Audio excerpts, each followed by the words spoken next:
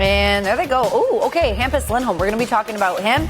As you guys may or may not know, but probably do know, he's missed the last few games with the lower body injury. We are definitely going to discuss that, give you the latest as the Bruins arrive in the Mile High City at Ball Arena to take on the Colorado Avalanche. Bruins trying to snap a 2-game losing streak. And with that, we welcome you to Bruins Breakaway Live, presented by Granite City Electric Supply in our Salem 5 studios. As I mentioned, Sophia, Billy, and Razor, as I mentioned, that 2-game losing streak for the Boston Bruins. By a goal in each one, and close but not good enough. Head coach Marco Sturm, guys, said, obviously he's not happy they lost, but he said, I'm kind of happy this happened because it exposed the mistakes and the things we need to work on. So what are some of those things they need to work on?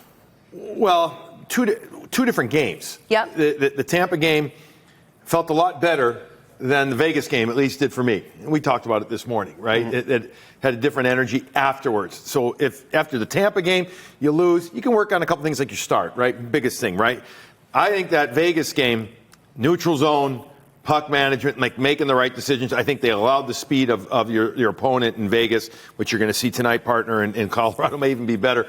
If you give them speed through the neutral zone, you can't get set and you can't do your thing.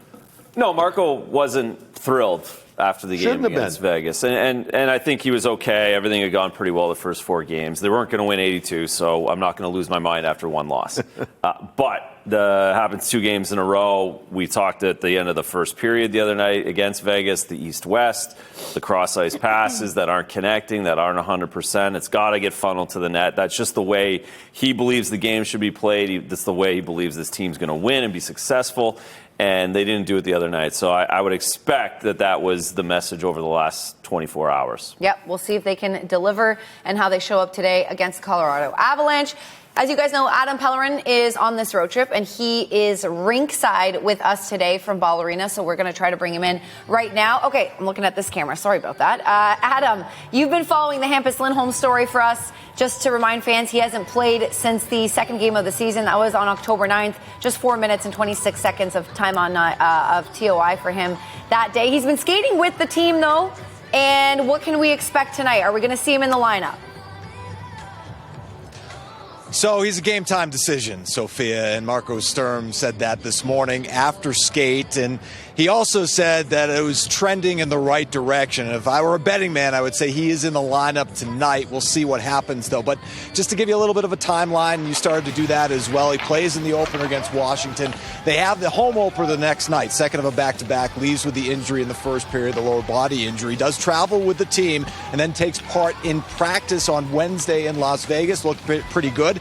Talked to the media afterwards, sort of went through what had happened during the injury. As get a little shove from behind here. I don't know if I'm on camera or not, but got the starting goaltender behind me getting his workout in, stretching. Anyway, just talking about what had happened. He overextended himself on a play, felt a little bit of a pull, and just being cautious, and talked about the fact that it's obviously disappointing because of all the time that he missed last year to be out already this early in the year, but he wasn't discouraged by it because he knew it was minor. And then he takes part in morning skate before the game against the Vegas Knights, but there was an indication that he wasn't going to play because he wasn't on that second power play unit as he normally is. However, this morning, and I said there were a couple of indications that he's going to play tonight, he was on that power play unit, and Jordan Harris was skating with Murat Husnudinov and Jeffrey Viel, who are not in the lineup. So they were the extra skaters, and they were taking part in that after practice. And so that is certainly a good sign that Hampus Lindholm will be in the lineup tonight, guys.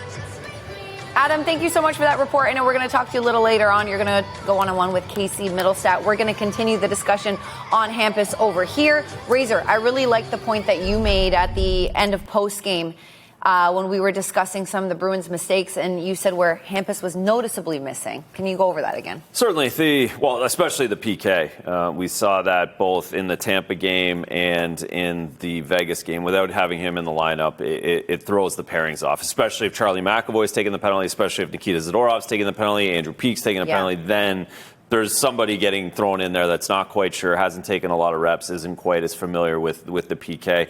And then the 20 other extra minutes in the game that he plays that just stabilizes the defense pairing. So he's massively important. We can't overstate how important he is to this group. And if he is back in the lineup, which, again, if the big one there is Jordan Harris getting the bag skate after practice. Typically, you're not getting that if there's any chance of you playing. So that's good news. But we'll see where he is at. And it's a tall test to take on Colorado, your first game back after a week.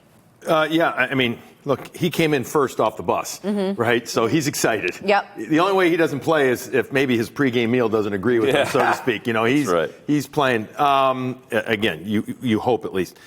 I think he makes Charlie McAvoy different. While they don't play an awful lot together as a pair, I just think having him in the lineup gives Charlie a different feel, a different vibe for the game.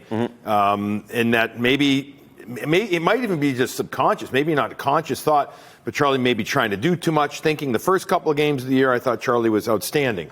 I thought he was flowing, you know. He was doing his grooving out there. And then that Tampa game, maybe tried to do too much, got caught. And again, the whole team didn't start well. I'm not pinning it on him at all.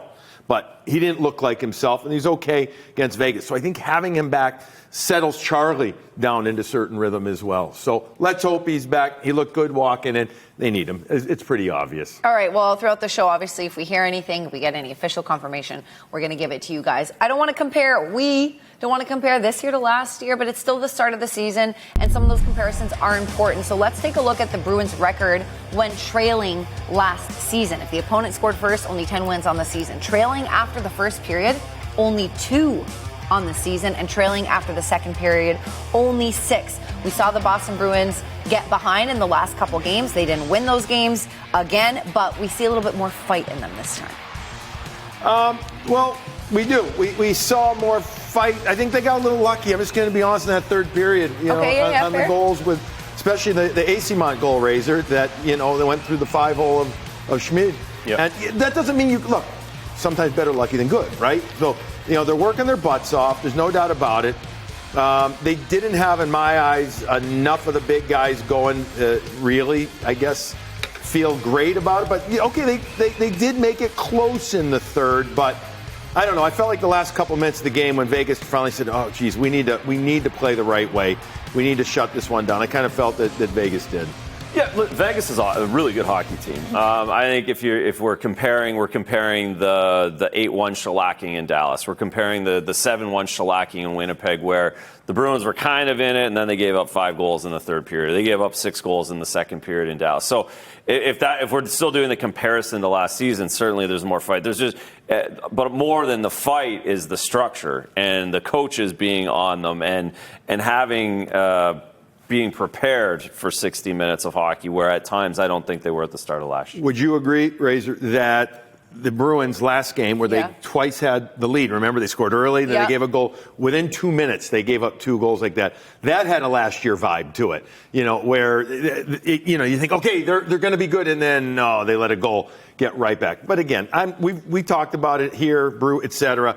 Enough of the comparison, only because this doesn't feel like a totally different team. Totally different attitude than last year. Yeah, exactly. Yes, and in terms of personnel, other than the trade deadline, it is a totally different team. It is, yeah. It's a totally different team. New coach, new assistant coach, a lot of new players. But sometimes those comparisons are important. We're going to get away from that a little later on in the season.